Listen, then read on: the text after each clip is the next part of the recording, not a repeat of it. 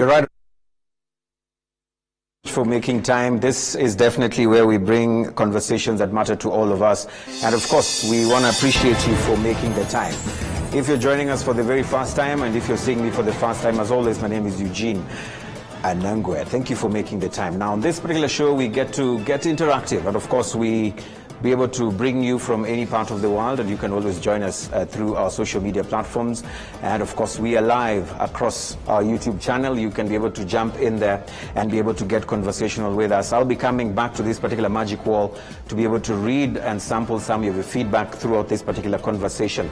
If you want to talk to us via the X platform, please jump on it, and of course use the hashtag #TheSummitRW. This is the hashtag that we'll be tracking throughout the program. All I'll do is just come on this particular screen and be able to track what you've been saying as far as this particular conversation that we're about to have is concerned. I'll be happy to read your feedback, so please remember those particular instructions if you want to be able to have your samples, or rather your comments sampled on this particular program. Tonight on the program, we are putting or shining a spotlight on a sector that is usually supposed to be shining a spotlight on issues, and that is the media. And we'll be asking ourselves the pertinent questions. Is the media playing its role as required, especially when it comes to the watchdog role? And if not, what is missing? And of course, this is what we want to be able to sample right here on this particular program. If you have any feedback, I'm happy to be able to receive the feedback from you. Let me introduce our panelists who are joining us right here in studio. And of course, we have panelists who are also joining us from across different parts of the world. We have a panelist joining us from Uganda. And of course, we have a panelist joining us from Kenya. I'll be introducing them in just a bit. But for now, right here in studio, we have Emmanuel Mugisha, who's the Executive Secretary at the Rwanda Media Commission. Thank you, Mheshimiwa, for joining us. Thank you so much. Also with us is James Munyaneza. He's a journalist, but of course he's the chief editor at the New Times Rwanda. James, not the first time also on the show, just like Mugisha. Thank you for making the time. Thank you for having me, Eugene. Indeed. And of course, via Skype, we are joined by Razia Atman. She is a news producer, Vision Group in Uganda. I'm not sure if we have Razia because I can't see her on my screen.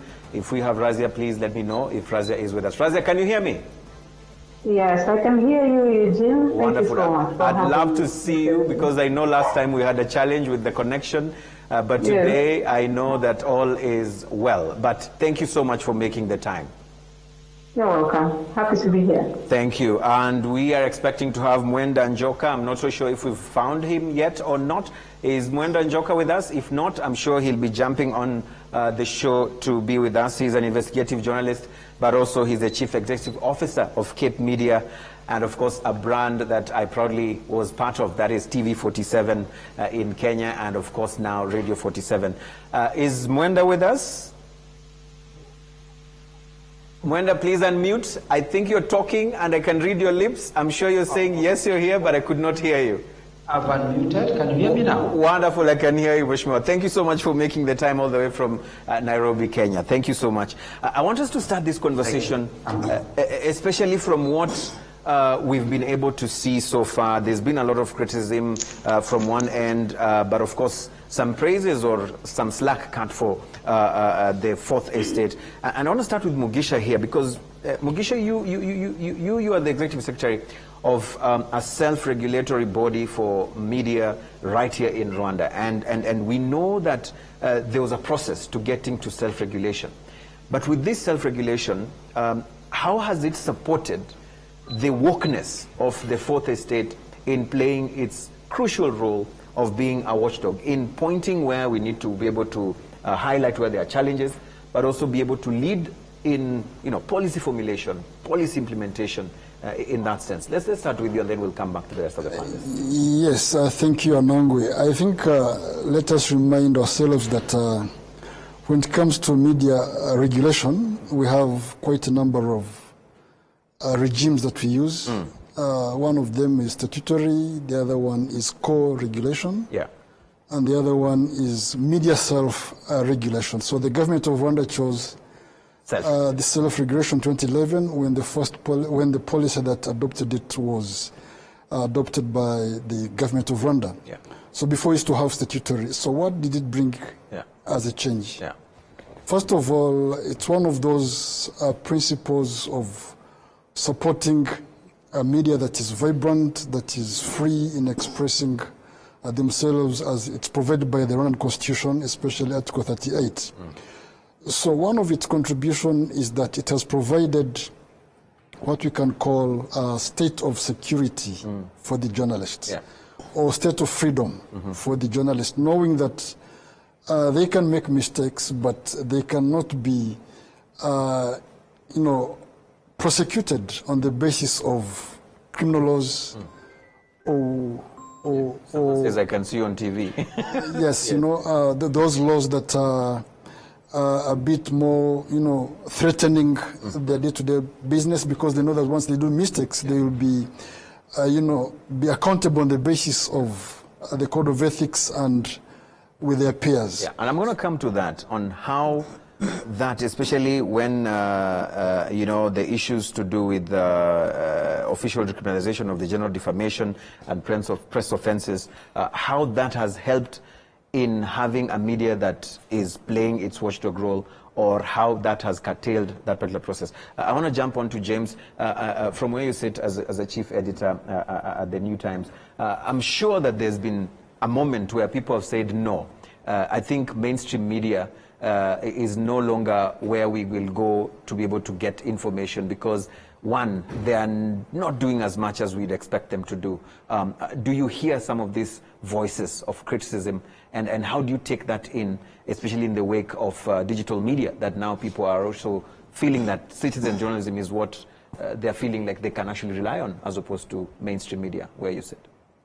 Yeah, I think you're right, Nangwe, Eugene, from the perspective of even looking at the dynamics in the media landscape. The space has changed. We've had to go through different phases of transformation over the years. The latest being the context of digital technologies. And therefore we have had the emergence of different players, and the death of the traditional, what you would call legacy media players.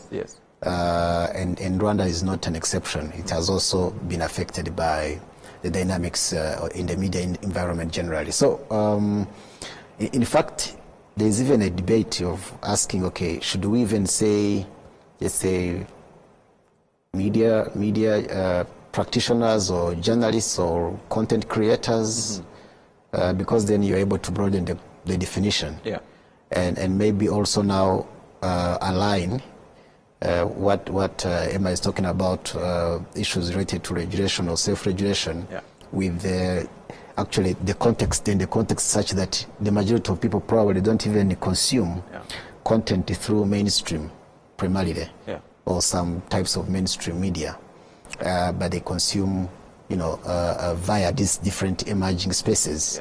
And there are lots of citizen, as you put them, journalists or content creators, and that has come with challenges ethically. So in a nutshell, do you agree that we are at a very tough spot as mainstream media in terms of delivering our mandate as a watchdog? Do you agree that there's been failure in that aspect? To a point where now the citizenry is feeling, no, I can't rely on you if I really want the core things that matter to me to actually be delivered to the people. That is partly true.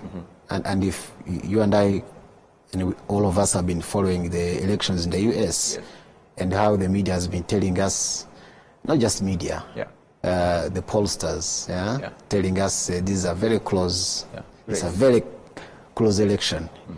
In the end, Trump is sweeping. It is a sweep, it's a clean sweep.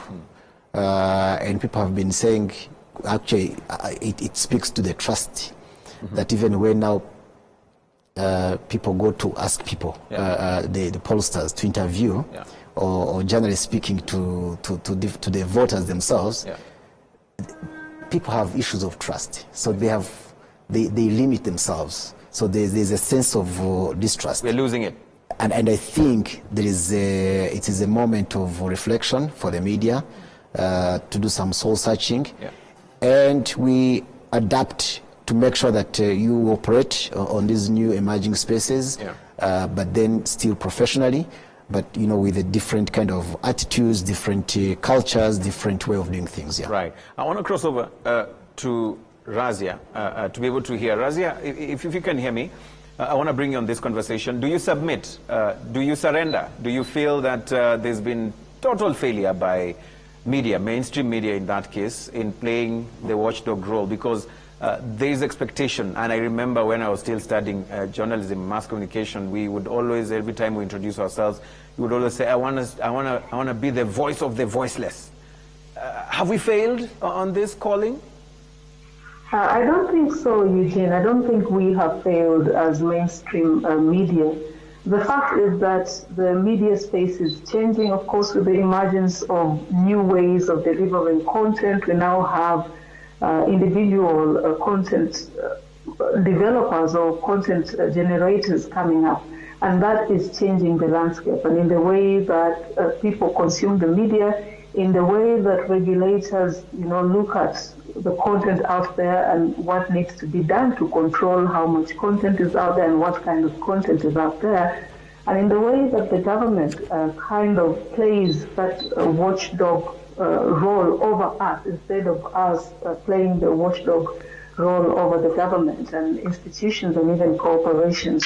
So yes, the landscape is changing. It's a little bit complicated. I think we are learning and getting used to this new dynamic way of how the media operates, but it has not taken away everything that we know as the mainstream media. We are still there, and I think we're still playing our role as watchdogs. There's a classic example of what the media is like today if you compare to the new media, for instance. In Uganda today, the journalists in parliament were barred from covering the proceedings over the coffee bill debates, and there was an uproar from the media association, the journalist association, and there was a presser and journalists in response did declare a blackout on parliament. That is a powerful message that the mainstream media is still doing its role, and that you can see the government recognizes how powerful mainstream media still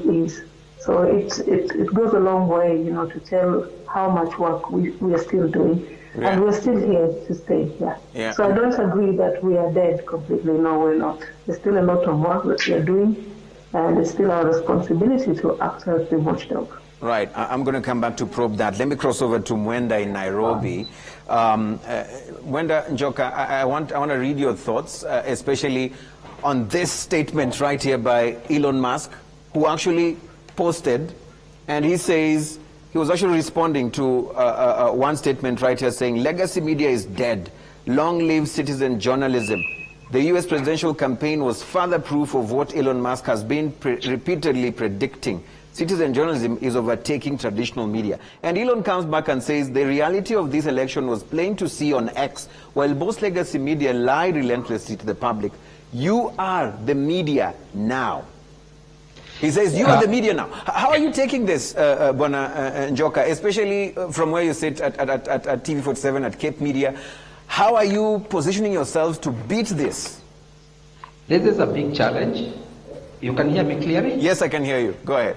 Okay. This is a big challenge because those of us who are from the traditional media, where the situation, where you went with the facts and the facts that were established, not feelings and emotions. We are in a very critical state right now where anything goes, where you find that, for instance, the advantage that what you would call the emerging media has is that it's not regulated, it's not accountable to anybody.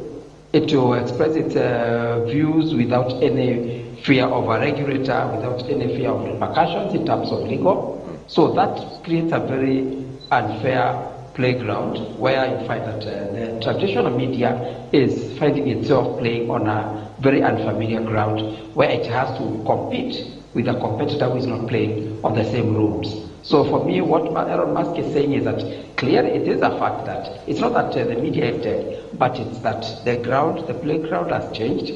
So the others are playing on a field that is not even, that is even, whereas the media, us and all the traditional media as we know it is playing on a field that is still regulated, and we are bound by laws and regulations. So we are not free to call it as it is, to say things without facts, without verification.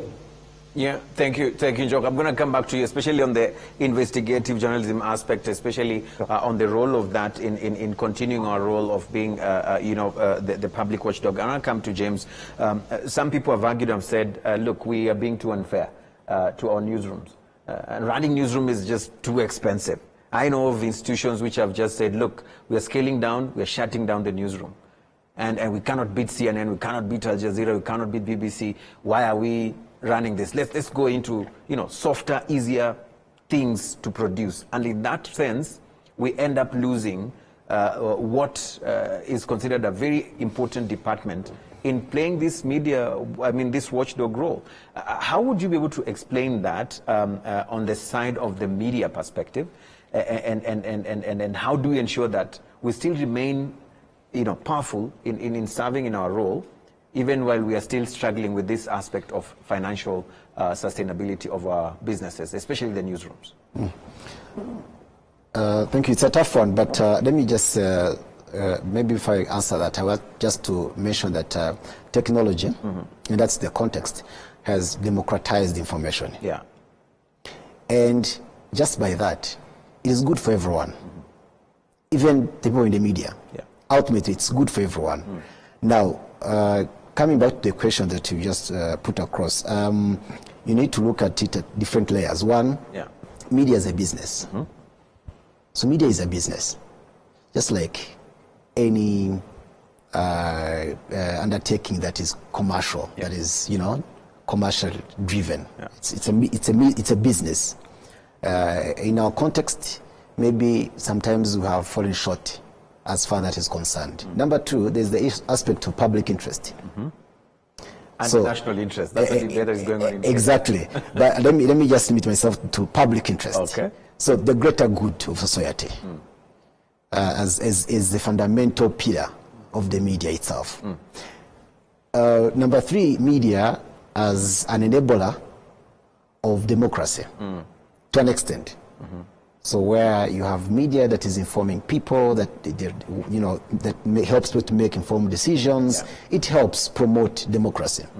Maybe I will limit myself to those three. Okay. Now it's about what is it where do you want to belong? Where do you want to position yourself as media? Yeah.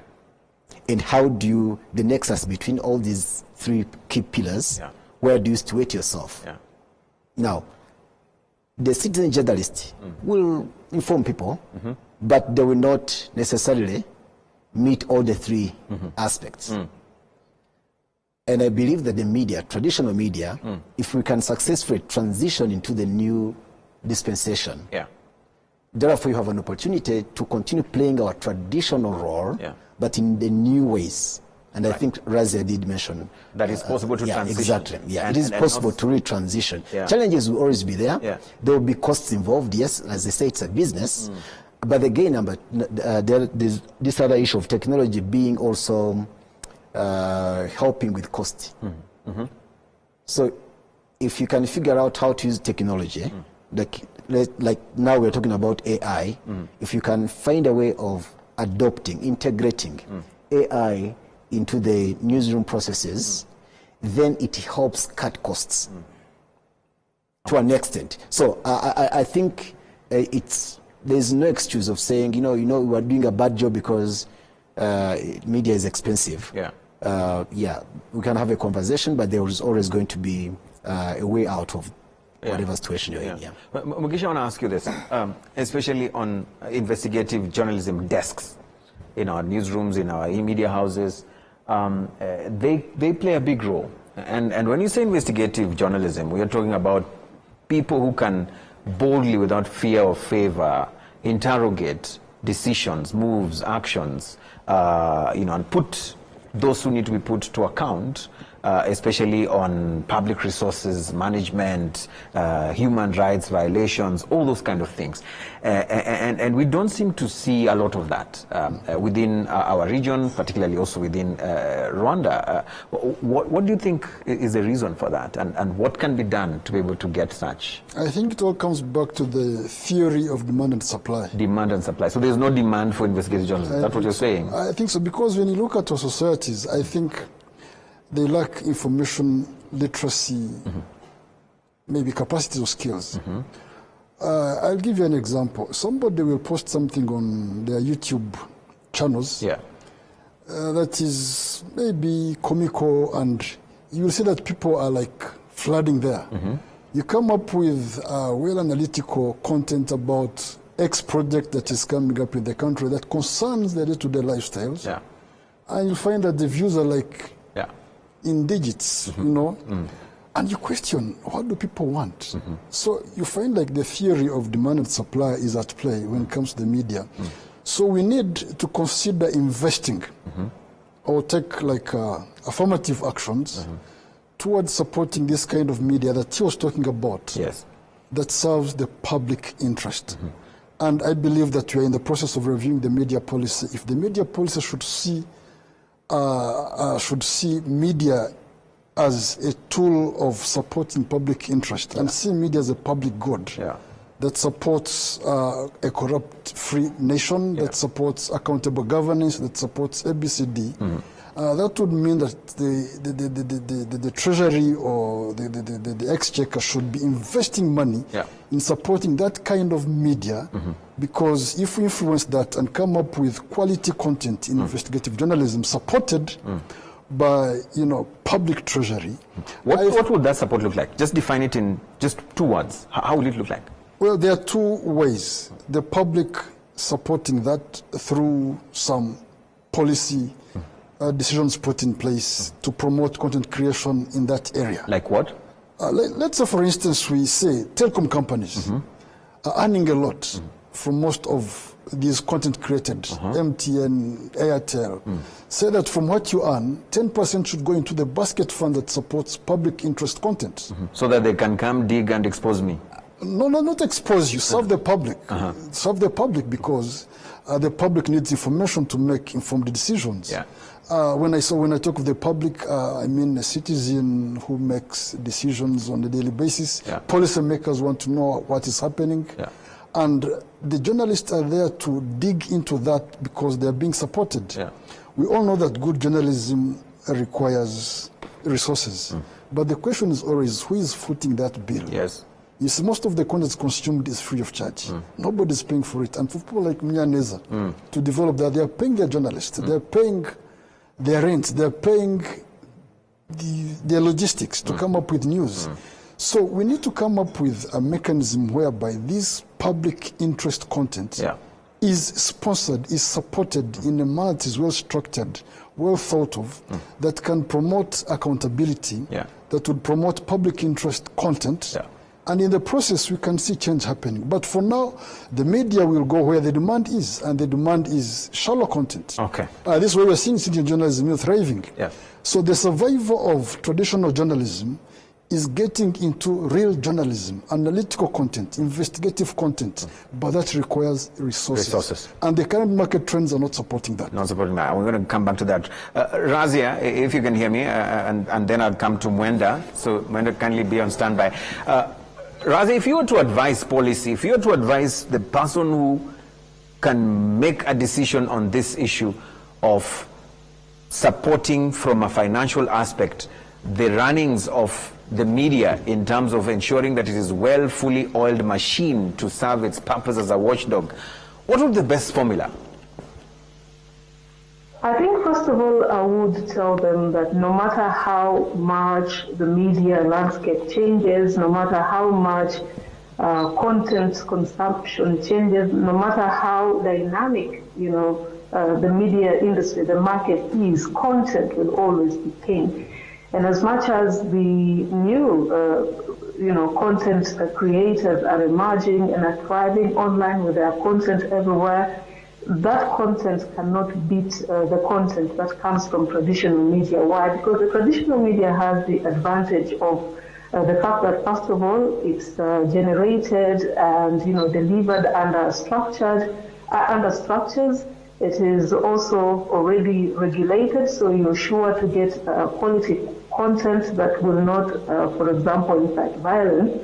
And you're also sure to get content that is there not just to entertain, but to educate, to advance certain narratives, for example, for development. So it's not just content for merely populist consumption. So that's what I would want this person to know. And for that matter, then they will have to do whatever it takes, spend whatever they have on the production of high-quality content. Investigations, for example, will require a journalist to, access sources, which is very difficult and expensive. Will require a journalist to take their time, which is also expensive because time is money, and will also require a journalist to spend money to get this content. And that is also, of course, a huge investment for a journalist and for a media house to make. But if that decision is made and if that money is injected into this investigation, it can reap some profits, by the way, direct profits. And we've done this kind of analysis and research over and over again, just comparing the different kinds of content that we produce and the kind of feedback that we get, and how much money is then put into, for example, buying this content. If you went online, for example, and you published on your website particular content that you have maybe a paywall, what kind of content do you think a user is likely to pay for? Do you think they will pay for content that is available everywhere on social media, or they will pay for some exclusive investigation? I think that is very true. So money has to be spent where profits are guaranteed.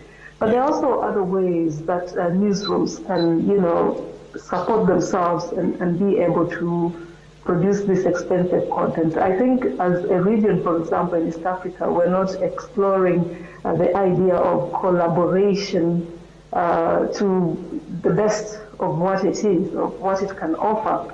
If we said, for example, RwandaTV and maybe Vision Group and maybe a KTN in Kenya produces an investigation, it could be something on health, for example, what's happening in our national referral hospitals. And we kind of share this content. In terms of sources, we share the cost of production of this content in terms of sources, in terms of money, and also in terms of the time. So you have a bigger team working, you have maybe a bigger basket of money that you're putting in, and you have also a wider range of sources to talk to, but you're doing it as one piece. It becomes cheaper, and I think that kind of content can sell to these different audiences, be it in Kenya, Rwanda, or Uganda. So that's, I think, one of the ways that we can, boost our production capacities in newsrooms. Thank you, Razia, for that feedback. And I want to cross over to Mwenda, because Mwenda, you are carrying or wearing the hat of an investigative journalist yourself, and you've done a couple of that or such kind of content. But we also sit in a position where you make critical decisions on spending, especially on investigative stories, investigating reporting. I know in Kenya, I think a lot of us know the story of one Indian conglomerate that wants to actually invest in upgrading the Jomo Kenyatta International Airport. This particular expose actually started off not from mainstream media. And we know where this particular case has gone to. And media, or legacy media, seems to be on the tail, catching up, following. Okay, so this person broke the news, now we want to follow and do that. How easy or how difficult is it for you, first of all, in keeping up with this kind of pressure, but also spending on investigative stories? Just share with us a breakdown. What does it take to run an investigative journalism desk in your newsrooms? Okay, let me explain. I will not go into the details of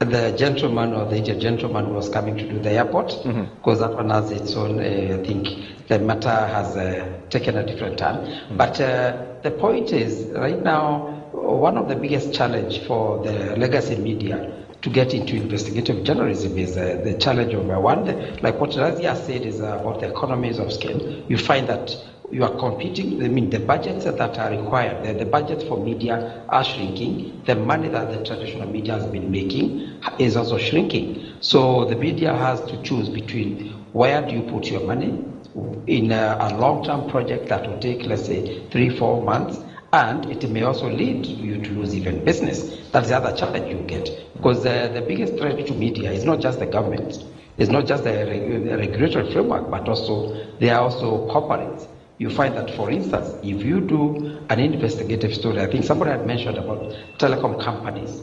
If you do a story about the biggest advertisers, and there's some corruption that you are exposing, definitely they will not be coming back to you with the checkbooks open. So that becomes also a challenge to your in terms of the profits and the margins that you are getting. Yeah. Again, the other issue besides that is also maybe before you go to the other issue, Jerry, I want to understand, how do we deal with that issue? How can we bite the finger that bites us? I mean, that feeds us. I know we always told you can't bite the finger that feeds you, but how do we become stubborn and bite it, especially the right way? You know, like, let me give you an example. I take you back a bit into a newspaper that I edited sometimes back in the 90s, at a time when the political situation was very hard in this country. It was called the People Weekly. The People Weekly was done, it was purely built on investigative stories.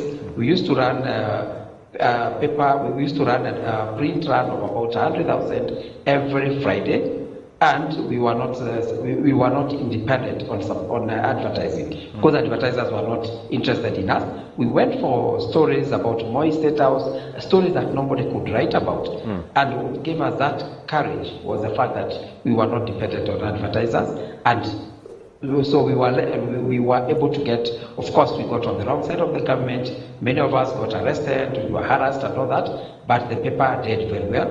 Ultimately, it fell full of other issues that come out of your own success. You succeed, and then you want to change and become a daily, as opposed to a weekly that was exclusive stories that were well researched, and they would resonate with our readers. I don't know if I've answered, but the point right now. So advertisers. You still don't want to bite the finger, eh? So it's a big challenge. It is. Anangwa is a big challenge, because at the end of the day, as I think the regulator and the two gentlemen you have in the studio, they've said the media is a business, and even those people who are running the new media, the X and all those other spaces, they are doing it for business. It's only that they have what you'd call a war chest, so they're able to push. And so right now, the way I see it, legacy media is facing an existential threat. That unless we change the way we are doing things, in another 20 years, we will find a very different terrain. That's a very grim picture of how the future looks like. I want to bring it back here in studio. James, do you have an investigative desk that is just permanently for investigation, or do you occasionally investigate when something has happened in that sense? Then there'll be a follow-up question to that.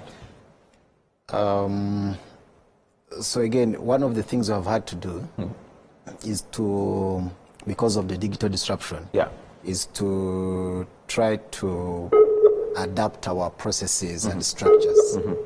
And we are on that road. We're still working on that. Of course, we do some of these stories occasionally. It also depends on how far are you going to go. And I think Emmanuel talked of demand. I don't agree that there's no demand. I think there is demand for investigative stories. But there's demand for good content. There's demand for good journalism. The demand is going to be there. But stories that people are willing to pay for, there has to be value. So everybody's looking for value.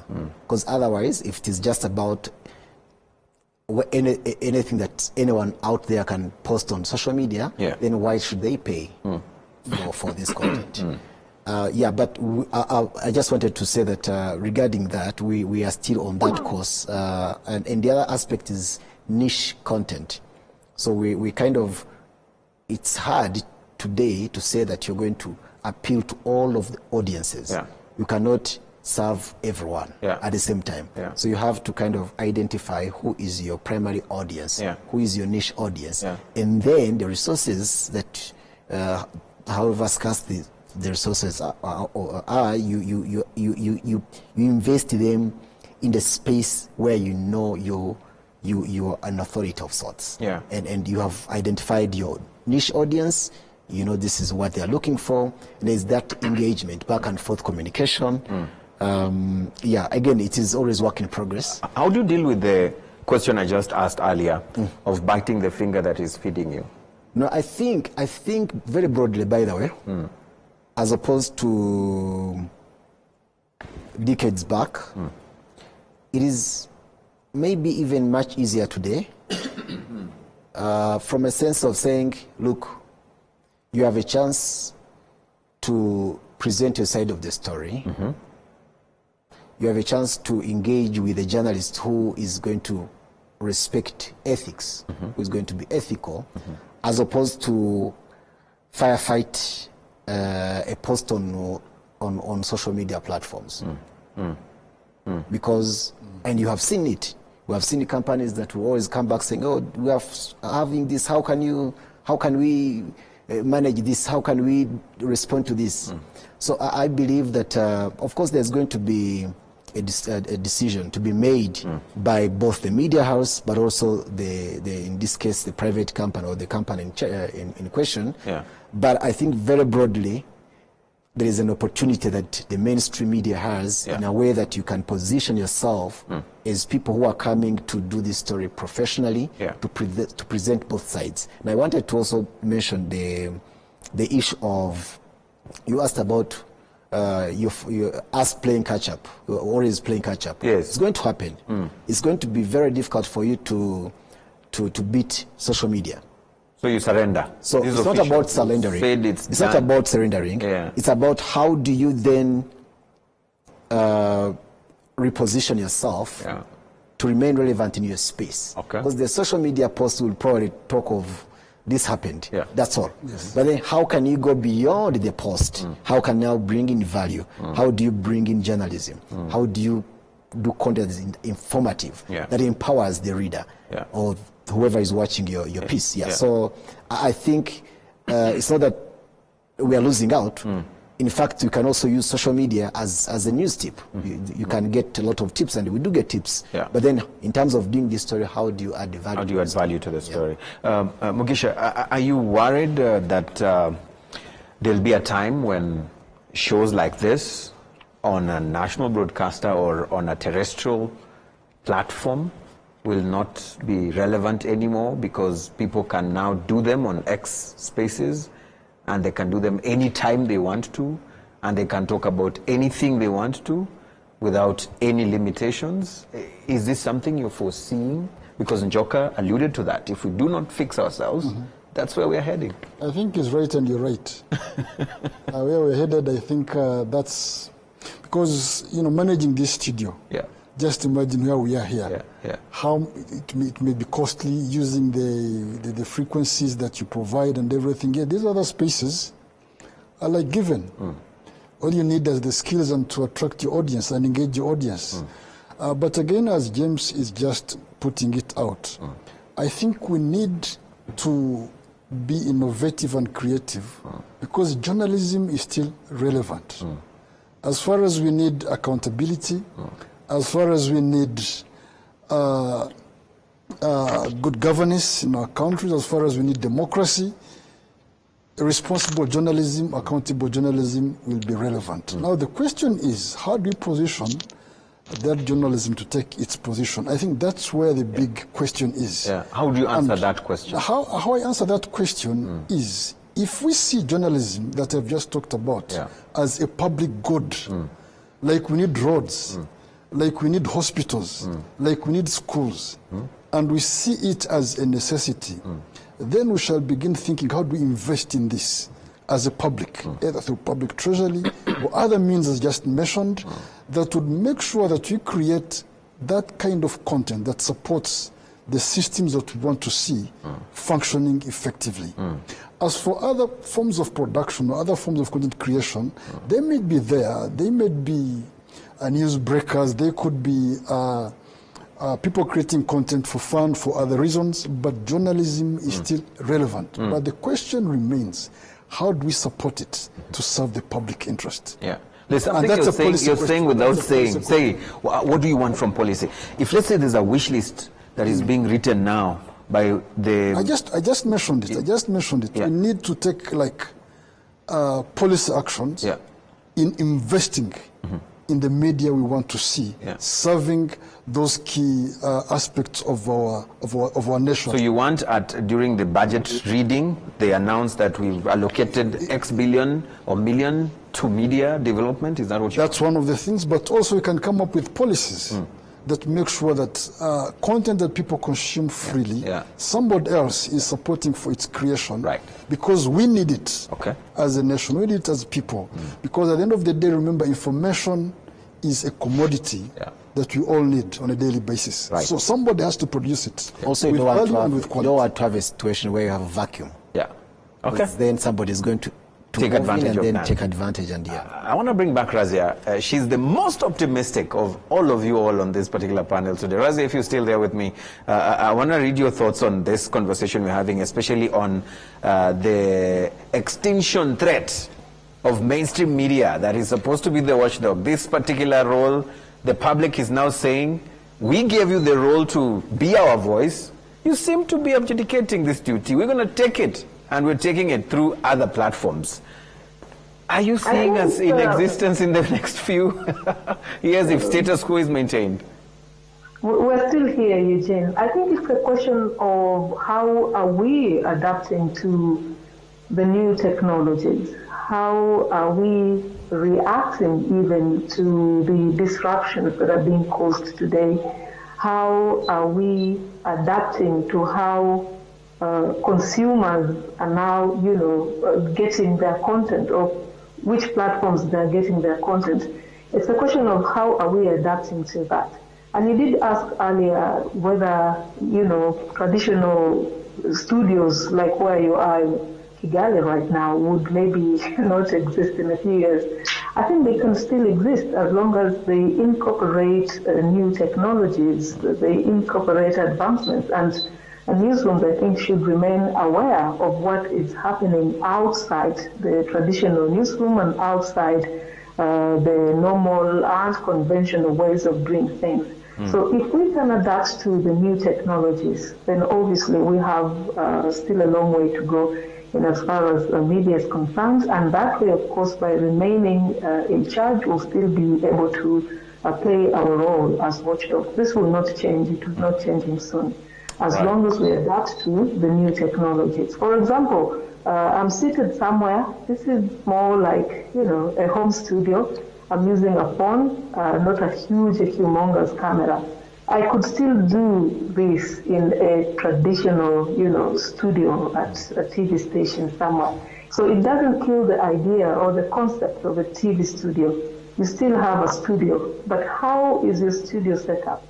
Is it the old studio that requires millions of shillings or, hundreds of thousands of dollars to set up, or something that needs, an advanced handset device to be able to set up a live link and be able to appear on a TV show? Yeah. Thank you so much, Razia. Njoka, if you're back with us, I want to pass this over to you because I know you understand that we can all, go back in time and remember some of the investigative pieces we would watch. I think I can throw a name. There was what we called Jichopevu, which would actually dig, and this would even come weekly, and there were a lot of exposés on some of the things that were happening. We can name all this, but what we've seen is that some of this great talent is countable. They're just a handful.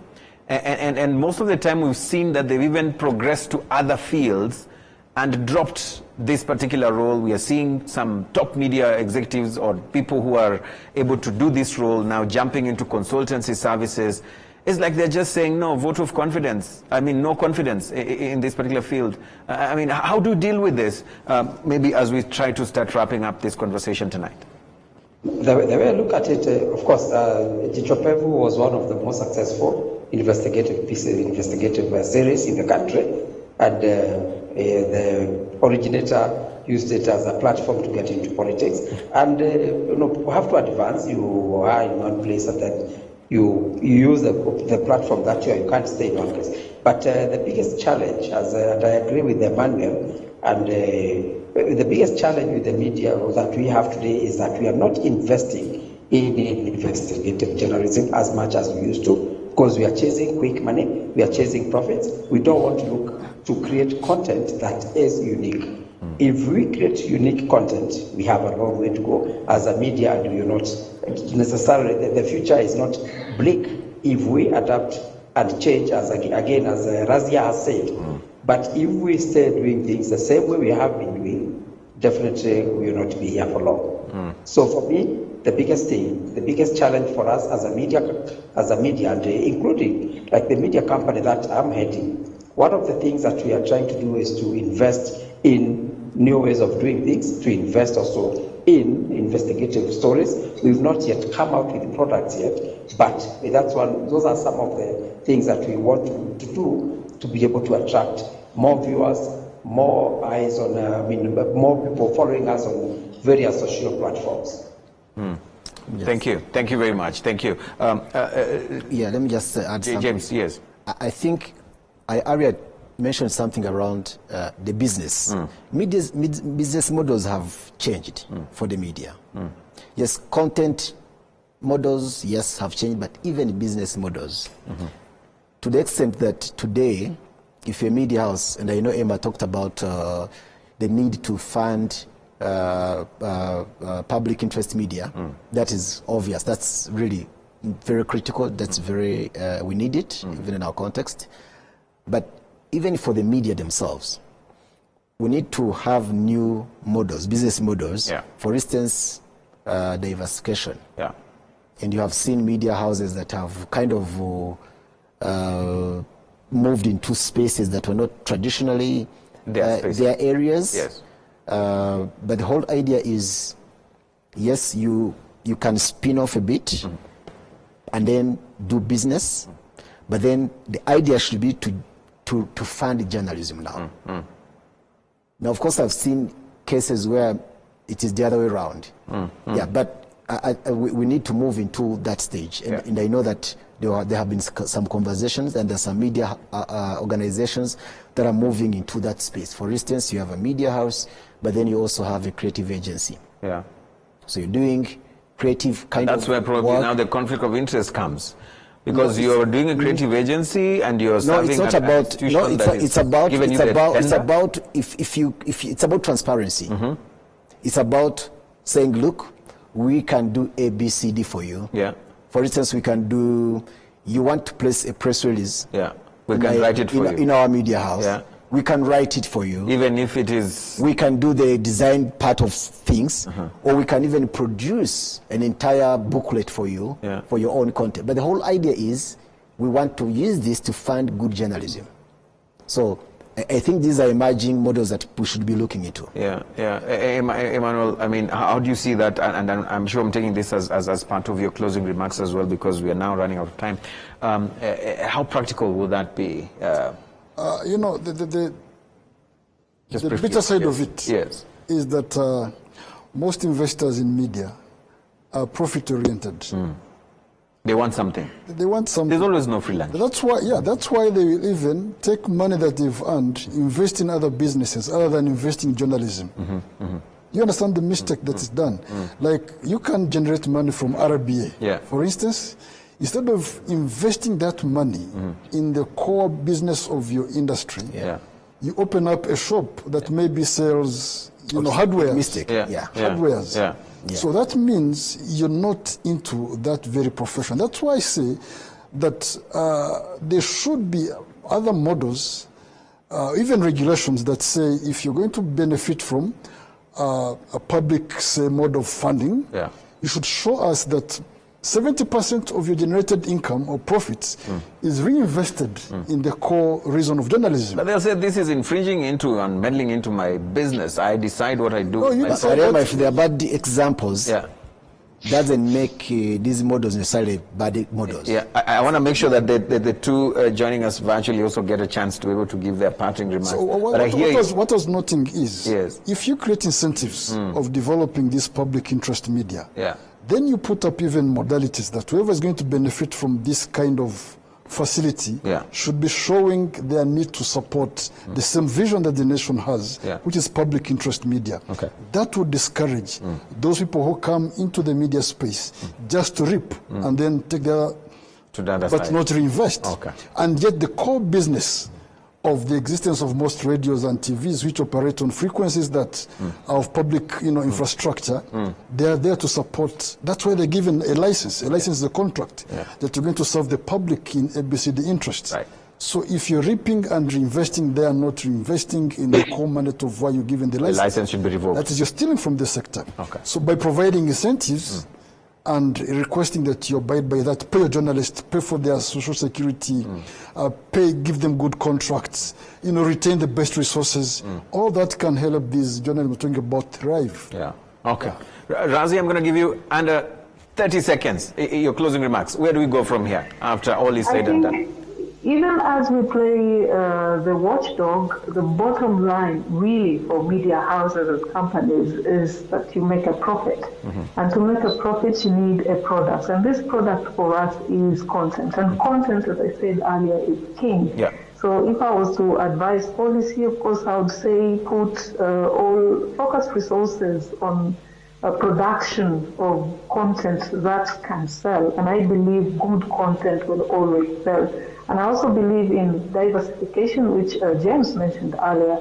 And there's already media houses that are trying out, ventures, maybe into billboards, going out into printing books, going out into, online advertising, online TVs, on social media, going into even courier services here in Uganda. I've seen that. And I think it's working. And there's a lot of room to explore, different ways, different auxiliaries that we can engage in as media companies to get more money so that we can sustain the basic, the primary business, which is content, the business of content.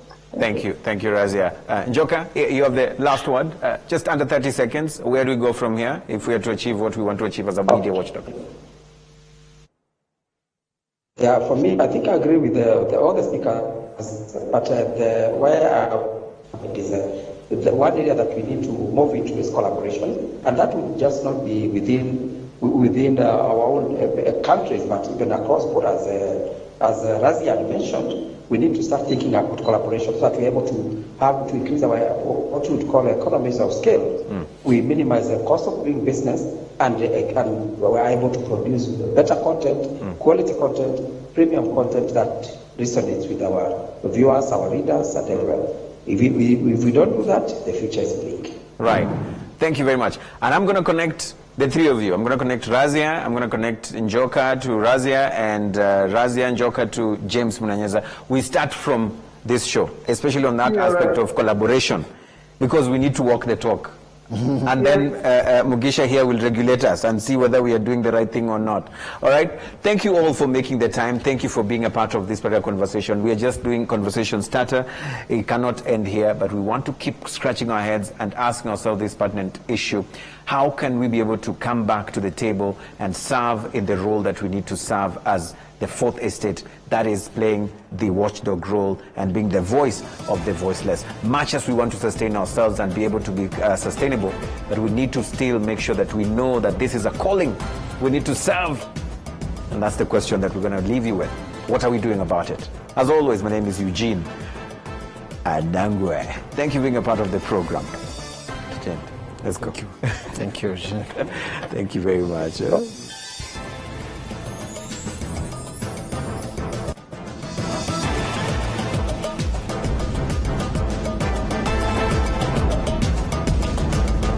Thank you.